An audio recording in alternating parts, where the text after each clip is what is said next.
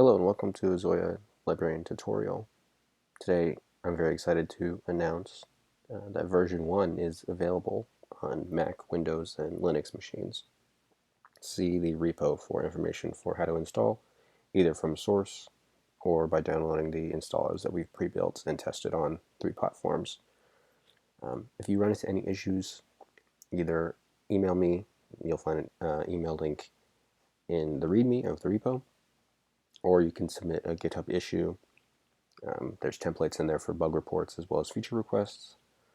And then finally, you can message on the ZOIA Discord on the Librarian channel for any issues or suggestions that you may run into when using the app. So this is the first major release.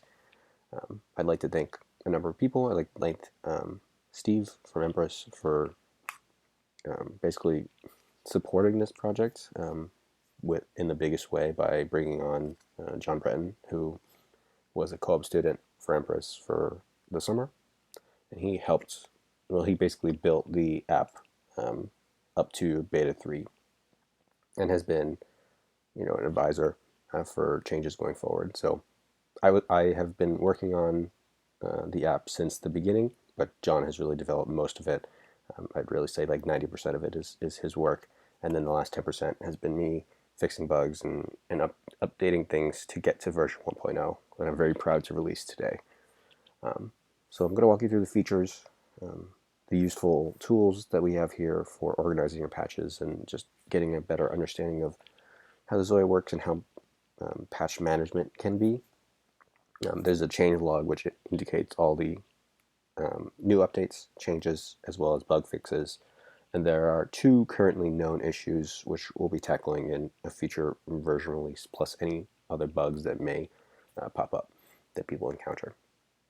All right, so as you saw, I built the application from source from a Mac terminal.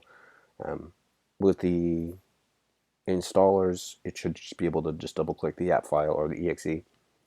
For Linux, it's the same idea. You would run it from the terminal, but they're all either runnable for the terminal or running from the app file. When you load up the screen, you see a little splash ZOIA Librarian icon, and then you're loaded up to the PatchStorage view. All right, so we'll go over sort of the main features of the app. So you'll see a bunch of toolbars up top. We'll get to those later, but we'll start with the PatchStorage view. So the first time that you load up the app, it's going to take a little while longer than normally, because it has to get all the information about the patches that currently exist on PatchStorage. If it's the first time, it has to get everything. And there's, like 600 patches that have been uploaded. These are all saved here. They're available, they're decoded into a JSON that we read and display on the front end. And if you click on a particular patch icon, it's going to then fetch more metadata from the API that directly correlates with what people have typed in when they uploaded the patch. Right, so this gives you a quick interface to sort of comb through. You see some cool titles, you see tags and categories which are indicated when you, again, upload the patch. And then you see the patch notes, so you can get an idea of which ones are interesting or cool or unique for you to download. You can scroll through these like normal. Just a quick note, there is no functionality currently with the API to get the comments data. So any data in the comments will not be returned in the UI panel. All right, so certain patches may also have previews. I'm actually going to show off the search functionality now. So we have a search bar up top, which allows you to search for patches by name, tag, category. Currently, with the way that it's set up, we can't search by author because the data that is associated with the patch is actually in the second API call, and that's just too costly time-wise to do that fetch at the beginning. So author searches is not available in the PatchStorage tab, but it is available in the local storage tab, just so you know. So we can do some searches. We'll do a search for pretty. We see that there are 4 patches currently in PatchStorage which either have pretty in the name, tags, categories. Right. So we can click on pretty years, one of my patches and one of my more popular patches actually. And we can see there's a little preview link. So any images or links that are preserved in the metadata of the patch when you upload it is going to be preserved here. We're working on adding features so that it displays natively within the app, but for now what it does is it loads off into an external browser for this. So this is a SoundCloud link, for instance. So it'll load up a new browser with that link. So the previews are all maintained and all the patch notes are all maintained here. So that is the search functionality. Let's see, we also have this refresh patch button. So, and there's some nice toolbars and hover UI elements that explain the buttons and explain the sort of functionalities you're going through in case you're curious. And then there's also a little toolbar at the bottom that displays the functionality as well, that it lasts longer than the hover. So the refresh patch option is when you are in the app and it's been open for a long time and you want to just see, has anything been updated or uploaded since I checked the app? Because upon starting the application, it will try to fetch anything new that's been updated automatically. But if you're in the application for a long time and you realize that Christopher or someone else loaded up a cool patch that you want to get, it's not yet in this list, you can do the refresh button and it'll automatically fetch those for you. Secondly, there's a download all patches. This was added on from a request by Steve. Basically, it does what it says. It's going to download everything, and I mean everything that's currently hosted on the ZOIA category in PatchStorage. That's going to take a long time, right? Use it if you would just like to grab everything possible and just want to sort of forget about it. It's going to take a long time. That's all I'm going to say. Let's see what else we have. All right, so then we have the click me to download button. So actually, the idea is that from PatchStorage, you can load the patches into your local storage where you can modify them and edit them as you please without affecting the version that exists on PatchStorage made by the author. So when we download something, we can do the click me to download, and then it's going to say download complete in the bottom left, and it'll fade the button so that way you can't download it again. And this is a sort of a method to avoid people from re-downloading their patch all over and over again to get more downloads or whatever. But just an organizational tool to just make it simpler for you. So when you're scanning through the patches, you see, or I already have this. Like I can move on to the other ones to look into. Some other options in this tab. We can also sort the columns and the rows, sorry, by different criteria. As I mentioned before, unfortunately, author searching and sorting is not available in the PatchStorage tab. It is available in local storage, but everything else is sortable in those two tabs. We have title, date, likes, views, and downloads, either high or low, or A to Z. So if you're just curious about like what's the most popular downloads ever, it looks like Alternate is up there with 2177, and Johann Looper V2 is 1822. So Alternate is way, way far and above the most downloaded patch so far. And then if you click on the search bar again, it'll sort of refresh the list. But the default sorting is new, sort by date, new. And if you scroll down here, you can see if we go all the way to the bottom, we'll actually find the factory patches as well. So everything's there for you to download and explore in the PatchStorage tab. All right, moving on. Oh, sorry, almost forgot. There's one other feature in the PatchStorage view.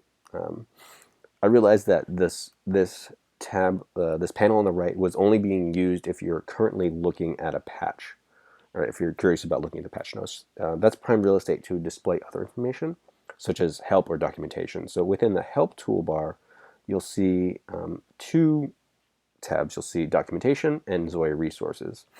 So currently these are HTML files that have been converted from documents that we've made, that we've had on the ZOIA. So for instance, if you want to look at the documentation for this release, you click on documentation and it'll populate the right panel with the HTML version of the version 1 doc. Right? And we can scan through just like we could normally. Right? This is just a nice little feature, just to sort of see things on the fly. We also have the frequently asked questions that have been hosted on the Facebook group and the subreddit. Then we have the firmware change logs from Empress, the module index, which I'm not going to load because it's actually quite a big file. I'm still working on that. And then the tips and tricks document, which is something that Christopher put together, which is super, super beneficial and helpful for understanding how to use ZOIA in a complicated way that is easy to understand. And so those features are available natively in the PatchStorage panel. If you want to exit out, you just simply click on one of the patches and it'll go back to the sort of the patch notes view. All right, so that's the entirety of the patch storage view. Let's move on to local storage. So local storage tab is where the patches that you have downloaded or imported exist. There's a number of different functionality here. There's a number of different screens, so we'll sort of go through them slowly. So the table on the left is similar to the patch storage table, where you have a list of patches organized by a sorting, including author, as well as searchable features, again, including author, to sort of narrow down your search. So if you're really curious about patches made by a particular author, you can do that here in the local storage view once you have loaded them in to either by downloading or importing, which we'll talk about later. Right, then the interesting thing about the local storage view is that these are your patches. These are your versions of the patches that exist, either in patch storage or have been imported. So you have full customizable features on them. So what I can do is I can say I want to edit the categories for pretty years. I can call it a utility, even though it's not really a utility, but I have full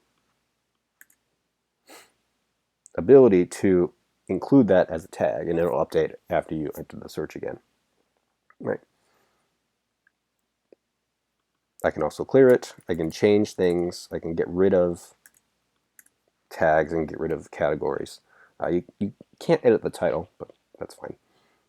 If we click onto a particular patch, it's going to show us on the right panel. In a similar way, we're going to see the patch notes, but we're also going to see this visualizer panel, which is the thing that I worked on the most for this version 1 update, to make it really, really useful and really, really meaningful. And I'm very, very excited about this because it was a very long process to get it right. And I want to thank Apparent One for figuring out a C# implementation of the binary decoder that was then ported over to Python by John and myself to sort of flesh out all the details and display them in the panel. So this is really, really exciting, and I'm very, very excited to show it off.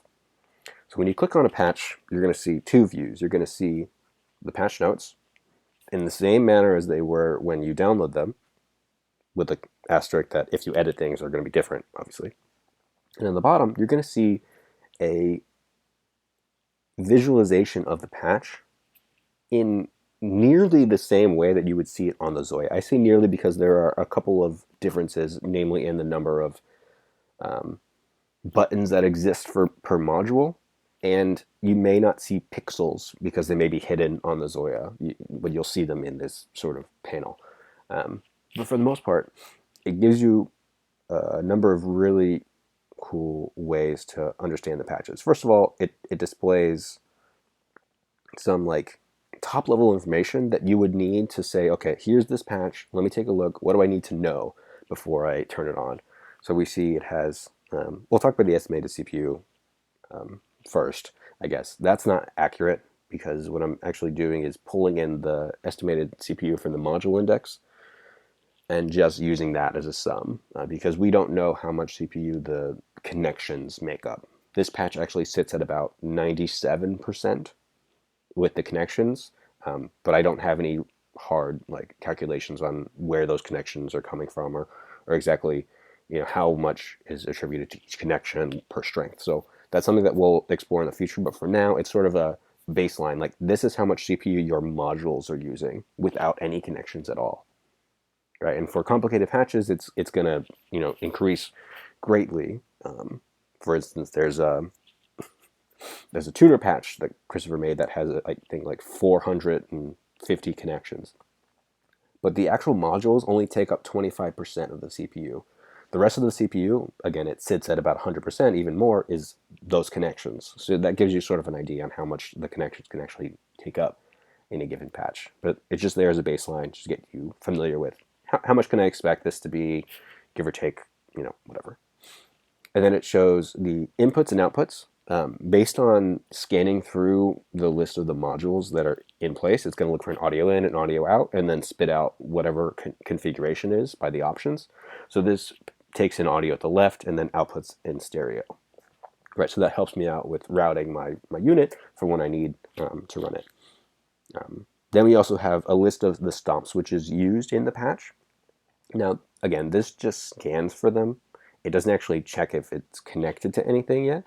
So there may be patches where they put down a right stomp or a left stomp, but it's not actually doing anything. It's just sitting there, which we can improve that in the future. But for now, it just sort of gives you an idea. I need to be in, I believe it's called auxiliary mode, where you push the right and middle stomps down for a second, and the icon turns cyan.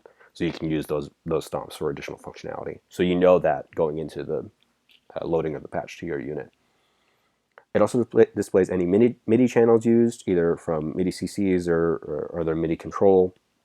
And then it tells you number of pages and number of starred parameters. Right, for a quick view. And then, so that's top level. We can also scan through each page, and it'll show the different placements of the modules. And again, this is not perfectly accurate. It's not accounting in for the actual number of buttons. It's just using a proxy number of buttons to display. But it's better than nothing. Right, it also displays the page names as people have named them. And then if we go into a particular module, so this is the top level view, like what you see on each page. If you click into a module, it's going to show you a module level indication of the information and the options chosen. So we see the name, editable name, because every single module can have a custom name. The type, which is the actual type from the module list. Then we have a couple of displays. We have the channels. We have the options. So certain modules will have different options that you can select. And one thing that I sort of dislike about using the ZOIA as is you can't see those options natively just by looking at the number of buttons unless you memorize them for some reason. And you have to go into the Shift Edit menu to see which options are chosen. So this gives you a quick way to see, okay, here I have a tone control. I have chosen it to be a mono configuration with one mid band, meaning that there's going to be one mid frequency and mid gain control versus two. The other option is two mid bands. Then there's also the parameters. So each module that has adjustable CV jacks is considered to be a parameter. So in this particular tone control, there's 4 adjustable parameters. They have to get named. That's going to be added in the future. But for now, they're just sort of displayed in a list. And these numbers are based out of, I think it's like 64,000. So this is going to be around 50%. Right, so these are going to be biased to about half of the whatever control that they're controlling, whether it's the mid frequency, or the mid gain, or the low cut or the high cut, whatever the actual control. So the actual control names will be added, but for now you just see sort of a baseline of how much it's biased to for a particular module.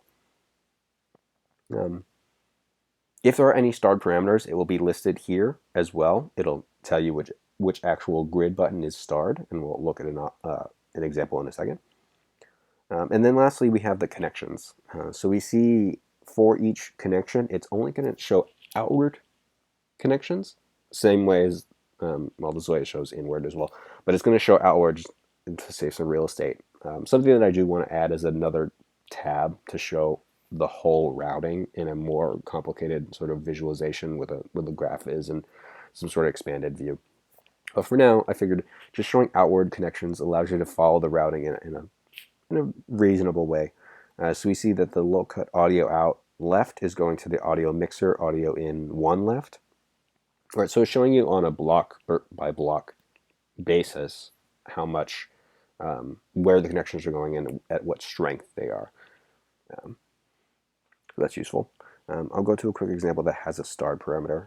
So for instance, the resonance value. So on all of my patches, there's a control page which shows a bunch of values and different things that you can tweak as if you were playing a normal standalone pedal.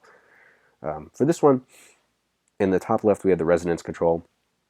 We see again the options. It's 0 to 1 value module. It's got a bias point of nearly 100% or 1.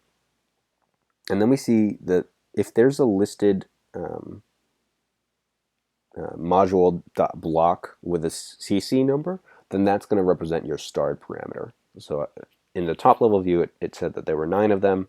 We see that one of them is the resonance control on CC1. So you can easily identify, quickly, like, here's my starred parameters, here's what CC they're mapped to. I can edit that or make my controller run those natively by making a template or something like that.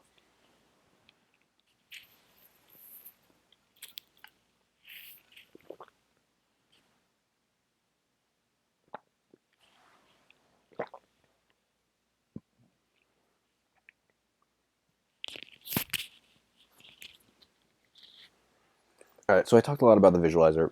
I'm just really excited about it. It's really, really cool. It shows a lot of cool information. I think it's really, really, really useful, and I hope people get some use out of it. It's meant to be there to sort of give you a view of the patch before you load it, if you want to get an idea. And also just for, if you have a particularly complicated patch, I really want to see if a patch is going to break things. There are certain patches that will break the functionality as is, and that's due to them being saved on older versions, older firmwares on the ZOIA. There's a couple examples in Ben Jordan's patches that he created that don't load up.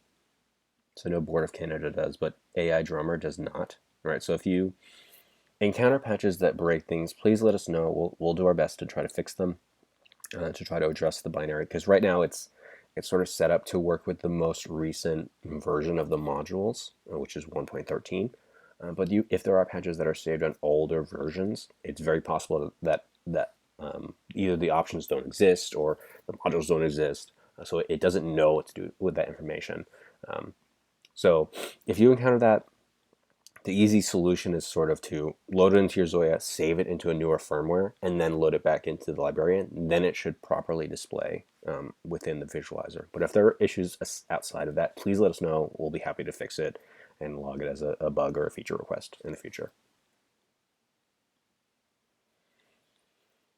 All right, this brings me to the next thing to talk about.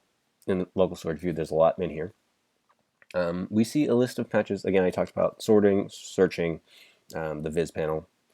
What about this idea of a version history? So some patches are downloaded or saved as zip files, as a collection of patches, either in someone made a cool sound pack, or someone made a bunch of versions of a patch with different control settings.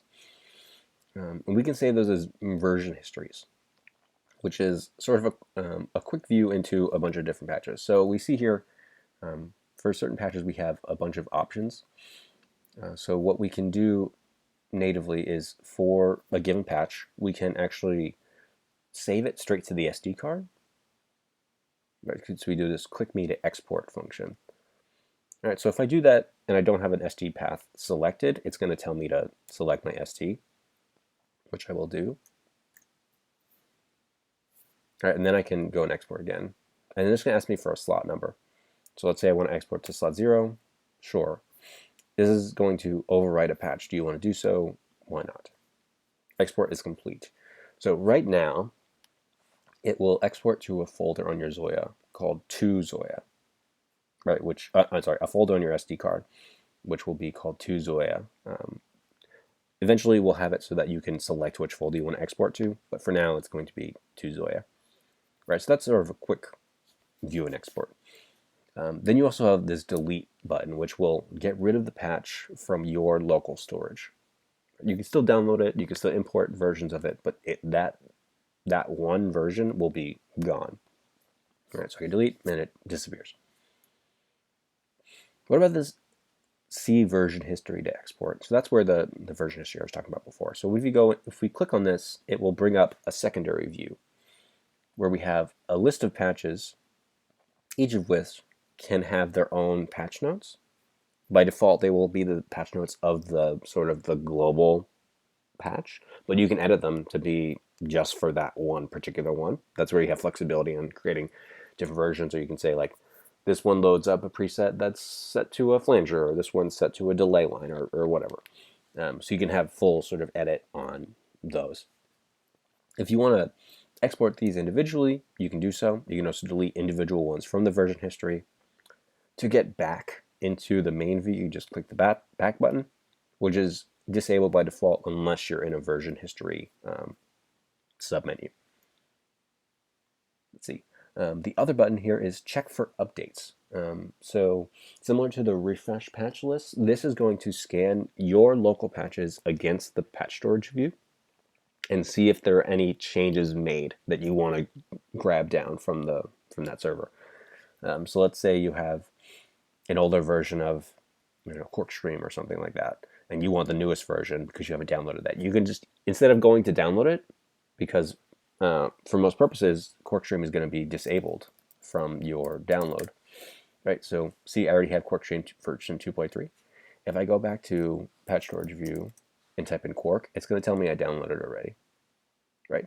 So to get that information, I would just do the check for updates button, and it will automatically load with the newer version or an updated patch notes or whatever has been changed to that new version. Currently, we have it so that when you import or load things, it's going to do a check against the PatchStorage list anyway, because there are cases where you want to, you downloaded a patch, a year ago, that's very popular in PatchStorage, and you made some edits to it that you deem are necessary and crucial for it to work properly for you. You don't feel like losing that. So if you go to import something, and we'll talk about that in the SD view, if you go to import something, it will automatically check against the PatchStorage list and grab the patch notes for you onto that entry, so you don't have to enter it manually. However, if you do want to enter things manually, we have the update patch notes functionality. So the difference here is that on the patch storage view, you can't edit anything. It is what it is. On the local storage view, you have full edit functionality on anything in the patch that you want to change, because it's your patch. You can do what you want with it. So let's say I want to edit this and say this is very cool patch. Does XYZ with stomp, switch, left, and ABC with stomp, right. Right, when you're done, you press update patch notes, and it will save those patch notes. So the next time I go into symbol random, it'll have that information right there. So again, the local storage view has full customizability on the patch names, on the patches and the information displayed, because they're yours. They're the ones that you have decided that I want to store in this local storage view. You should be able to edit them. On the patch storage view, those are just displaying what's currently hosted on the website. All right, I think that's everything with the local storage view. We'll move on to the SD card view, which is where we sort of organize the SD card folders and all that what's in there. All right, so if you were to navigate to this before loading up an SD card, it will display the same message before saying, please select your SD card. Then you would do so. You can also select file, select SD card location, and it will do it that way. All right, so we see here, based on where you selected your SD card, it's going to show all the directories that you have saved. So I have a number of banks, I have a bunch of directories, I have some cuckoo patches that he made, I have Christopher's multi-effects, Heimbach patches, factory patches, an empty list, and blah, blah, blah. So you see here to ZOIA. I talked about this before. So when you do the click me to export for a single patch or a patch from a version history, it goes to this folder. Right. So we see here Geister core. I'm probably pronouncing that terribly. We see this lives in slot 0. The biggest complaint I had with ZOIA was moving things around on the SD card. It's a pain in the ass because you have to rename everything, you have to sort it, and blah, blah, blah. This makes it really easy if you want to quickly just move things around. So you can click, drag, bam. Now it's in slot 33. We see a new name, and we're all set. Okay, move it down to 2 or 3. Right, so what I'm going to do is I'm actually going to go back to local storage and export some more things in here to show off the multi-select functionality. So we'll export that to 0. We'll export this to 1. And we'll export this to 2. There we go. Now we have 4 patches. We can either do the command/control click, which selects multiples, or we can do a shift collect, which will pull all the patches within 2 points. And we drag them down. Right, so we see the table go all the way down to 0 to 32 and 32 to 64. So we can just move these around normally. We can remove them from the SD card, which just wipes them off the SD, so we don't want to import them, export them, I mean. We can also import from the SD card. There's a number of options here. We can import a single patch from the SD card, right, which says this patch has been successfully imported. If we go back to the local storage view, we should see that patch. Now remember, I deleted that from my local storage. Right? I deleted that patch when I was showing off the delete functionality, which means that it should not initially at least have those patch notes anymore. But because of the way that it was updated for version 1, it should merge successfully with the PatchStorage patch notes. There we go.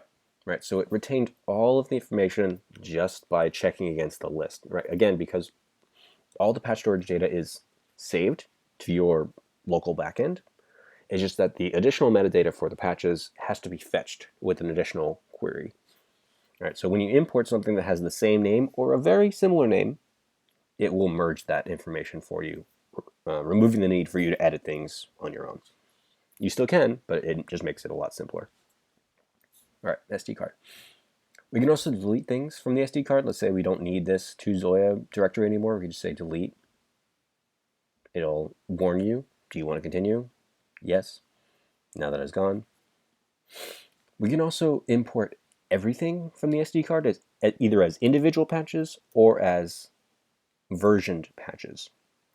Right, this I think is very crucial because it allows you to sort of move around things as a whole entire system as a version history versus things as individual. So if you have a very sort of like tight list of patches and you just want to sort of update them periodically, you can import them as version histories and then immediately save them as a bank. We'll talk about it in a second for quick access. Or you can import them as all patches and then have a sort of a manual upload system of things that you've changed. So we'll do this with the multi-effect. So I'm going to load this as a version history. All right, this operation is going to take a little while because there's 30 patches it has to load up and check against PatchStorage to see if that information exists. Right, if there are things that exist already, it's going to tell you that, and it's going to try to do a merge operation between the two. So we should see here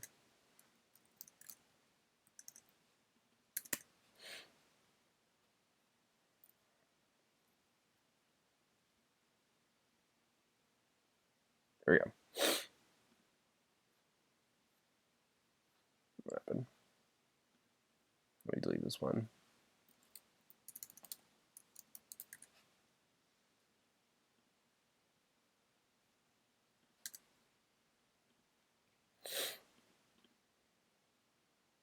There we go. So let's created a version history. If we search for that,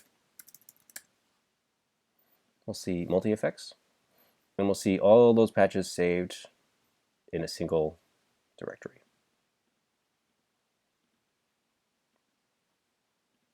We can also load in things as individual patches if we wanted to. And I'm not going to go through all 64, but let's say we look at something with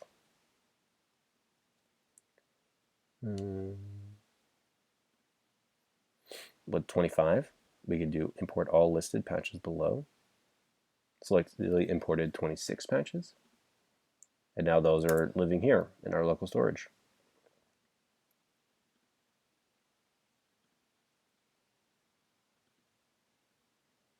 Right, so the SD card view allows you to sort of integrate with your SD system to import to your local storage view, either as individual multiple patches or as a version history. What it also allows you to do is organize the folders in the SD card by organizing the patches or deleting the folders altogether or whatever. You also have these three menu options, I should say, that look very similar to the functionality you see here. We see import a patch, which is similar to the button. We see import multiple, which is similar to import all listed, and import version history, which is importing version history. However, these are meant to be from your local drive, your computer, not on the SD card. So if you have something saved that you want to load in, that you've had there for a while, you can load those in from your computer. So I can do import version history. I can load to my presets. I have a number of ZOIA presets, patches here. Let's see. We have these two that just for a quick sort of check, we can import those. Certain patches already exist, which makes sense. We loaded in those before.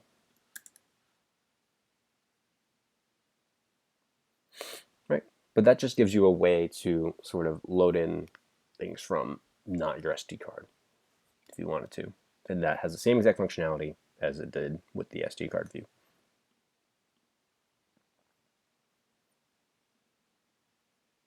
Let's see. Lastly, we have the Banks tab, which shows off a list of patches on the right and a bank table on the left. What we can do here is we can, the idea of a bank is similar to the idea of an SD card directory. It's a list of 64 patches, up to 64 patches, that can be easily loaded or saved onto the SD card. So there's a number of ways to do this. We can either, when you first load it up, there's going to be no banks to load, so we have to create them. So let me show off a couple of the functionality items. So we have multi-select on this table as well, and we can do it from the command/control option, and we can drag them in. Right, and I'll show those off. Or we have a click button, so we can click to add to bank, which will add to the nearest empty bank option that exists. As you see before, I selected a multiple patch version here, and it automatically populated all of those. So the nice thing about multiple versions is that it doesn't require that multi-select, even though that functionality does exist now in 1.0. But if you have things saved as a multiple version because it's just an SD card folder, you can easily just load it into a bank automatically and then save that to export, giving you full control over sort of the versioning of different patches. There's also the select option.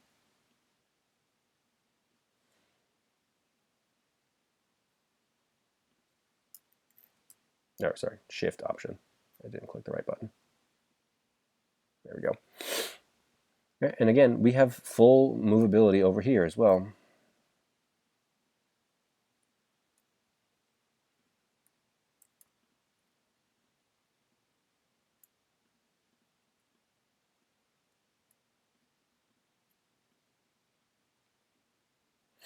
Right, so this gives us a way to sort of manually change things within the patch. We can also remove them within the patch bank and get rid of them altogether.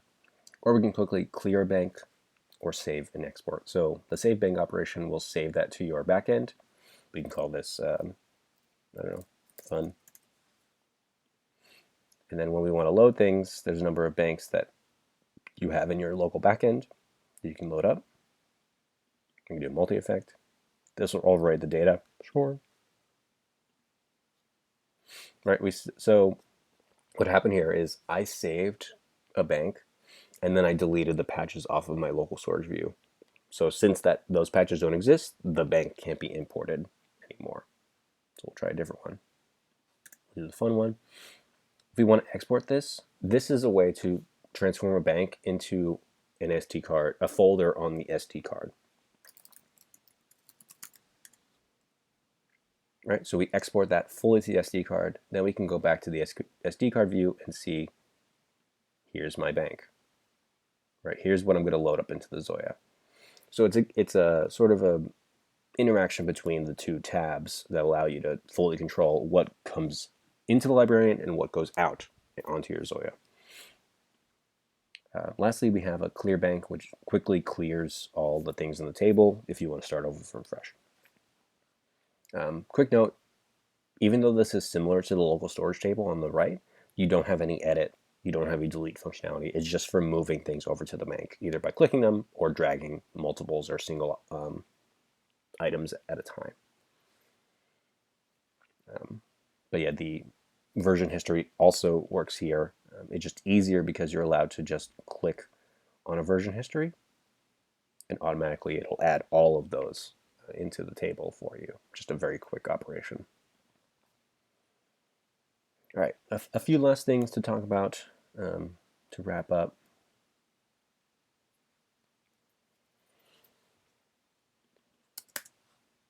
All right, so let's see. We talked about the different file menus. We talked about these being sort of the local disk analog of the SD card imports. We talked about sorting. We talked about the head menu. The last thing we want to talk about is the options. This is where you have editability over the UI to a certain degree. So there's a number of options that you can change. You can toggle dark mode to go into light mode. You can change the alternating row colors display, which just sort of highlights different rows. There's a font option that you can change to any font in your local machine, or change the sizes of that font, and then as well as resetting the sizes of UI panels. So upon load up, it's not going to look as nice as it does here because I've configured it to be the setup that I like. Now you can make that fully editable by dragging the different columns around. So you can like move the range of the columns if you don't like them for whatever reason. You can change that to make it more functional. If you get into a situation where it's completely unrecognizable, you can reset to the initial defaults and then go back from there. What currently happens is whenever you exit the application, it will save all of these settings into a preference file, including the length of each column, the font, the status of the dark versus light mode, your SD card location, right? So it's going to save all that information for you, so you don't have to redo it every time you load up the application. It just makes things really simple. All right, I think that covers everything. If there's anything I missed, it'll be in the manual. It'll be in the changelogs. Thank you so much for the interest and the support. I'm really excited to get this out there. If you have any questions, please let me know. Thank you.